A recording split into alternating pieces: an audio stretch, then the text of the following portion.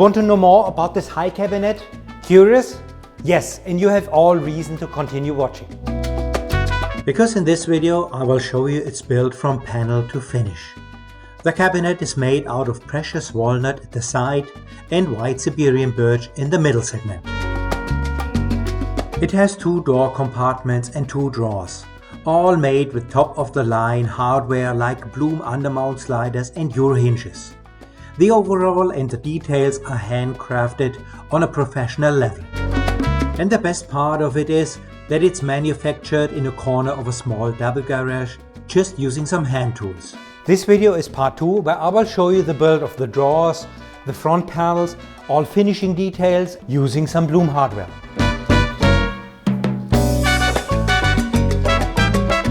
And if you're interested, keep on watching.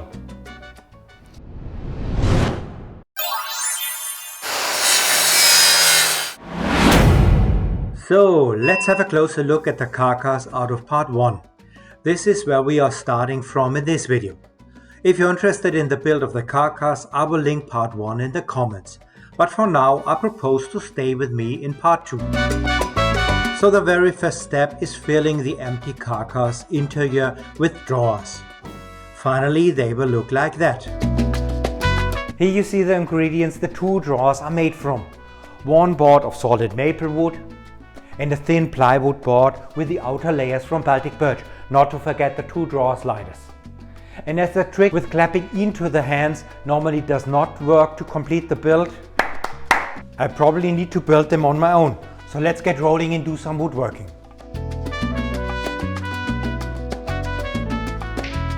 Like wine starts with ripe grapes, I always enjoy the very first step, touching and handling the raw wood when cutting it to size. That is where it all starts. Hard to believe, but these boards will finally turn into fine drawers. The wood I use is maple wood. I love its white color and a little bit of red and yellow in the grain pattern, sometimes even some gray mixed into the spectrum of colors.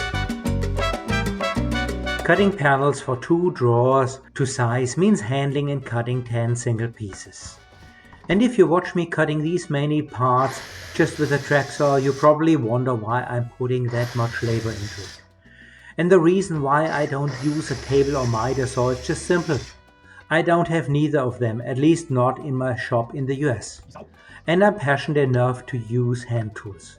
Call me strange, but there are many woodworkers out there starting new and just relying on their skills. Did you watch old Japanese or European handcrafting techniques? They did not have these tools either, but the result of a Baroque furniture is just amazing. And in contrast to professional woodworkers, I can afford playing around times more than somebody who needs to earn money with it. But honestly, sometimes I wish just to put the piece onto a miter saw and done. Hand tools need time.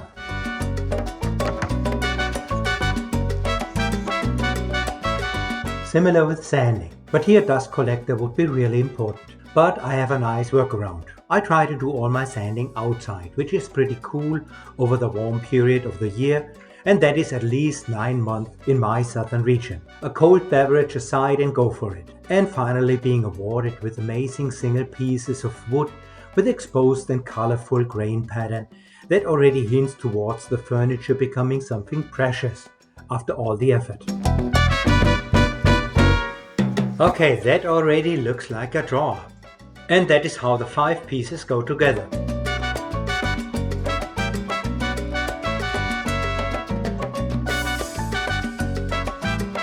You know that I'm a fan of invisible joints, so cutting the plain joint pockets is next. With some experience, the procedure cutting these plain pockets is getting fast and precise. Hard to imagine, but the router runs with 20,000 rounds per minute.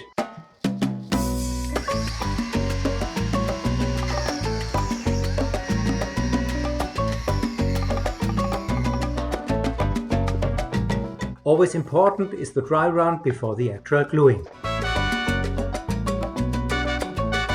Gluing is probably like iron casting. I never did it, but I imagine the level of coming to the point might be similar.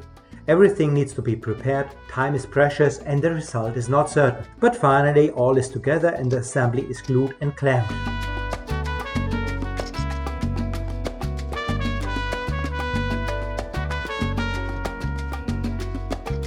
If you wonder what kind of technique I'm using here, there's a full video out to explain some tips and tricks on how to achieve a perfect square drawer. I will link it in the description down below. After the assembly of the bottom panel, the drawer is complete and ready for final sanding, making all connection lines disappear, magically making everything flush and handy, and adding some chamfers where needed.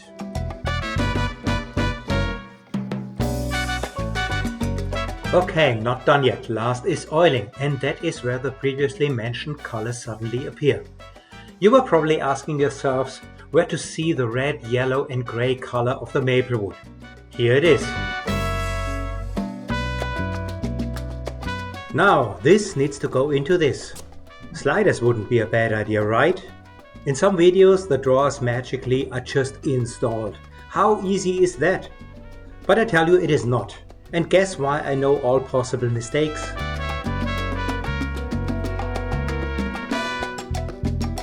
And it is what it is. Installing sliders is a kind of metal work, not really woodworking. And I made my peace with it when looking at it as the other side of the coin, but not the dark side.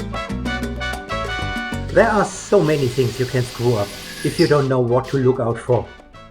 It already starts with the choice of the drawers, under mount, side mount, the length, the load capacity and so on. There are some installation steps on the drawer itself, which you just saw me doing.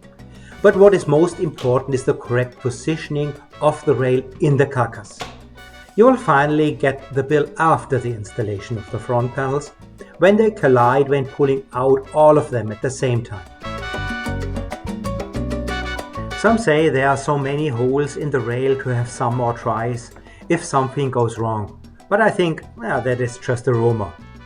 Maybe you just figured out some of my techniques that I developed over time, and if you're really interested in a step-by-step guide for drawer install, yes, right, watch my tips and tricks video drawer slider install. And guess what? Link is below in the comments.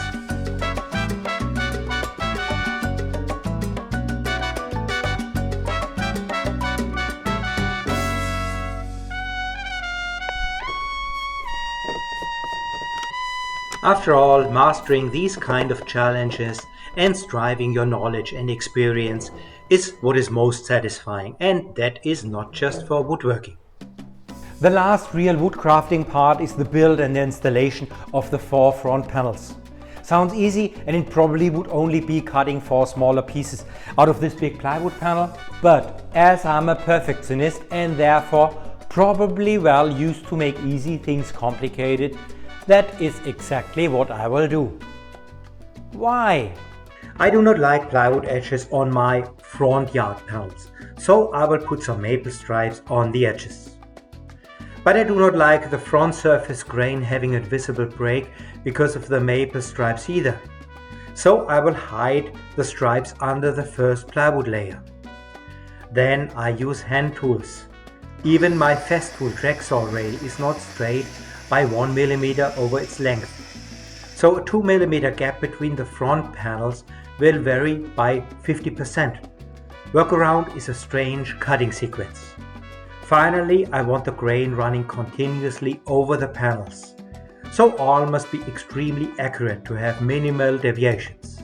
So if you see me doing strange things, then I probably do some workaround around the above.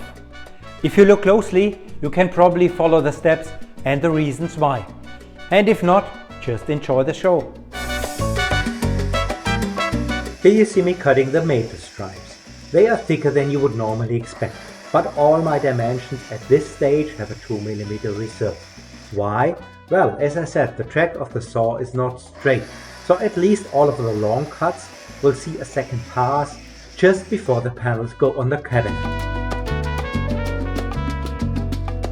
It would be a mess if I would figure out during the front panel install that 1 mm of width is missing after all the effort put into it.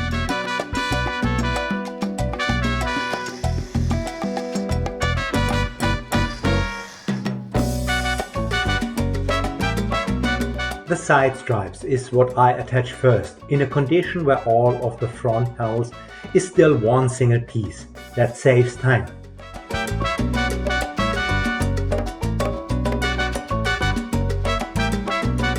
Then I cut off all 4 panels from it, like cutting off the pieces of a loaf of bread.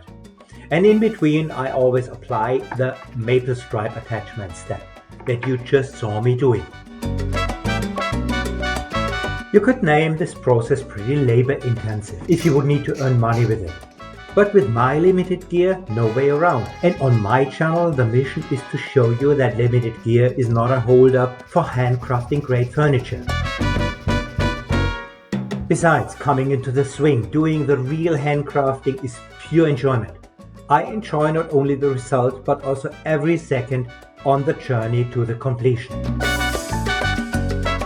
Now, looking at my finished cabinet in my office right next to me, while I'm doing this voiceover, is already making my heart a little warmer. Okay, finally the finished cabinet will look like that.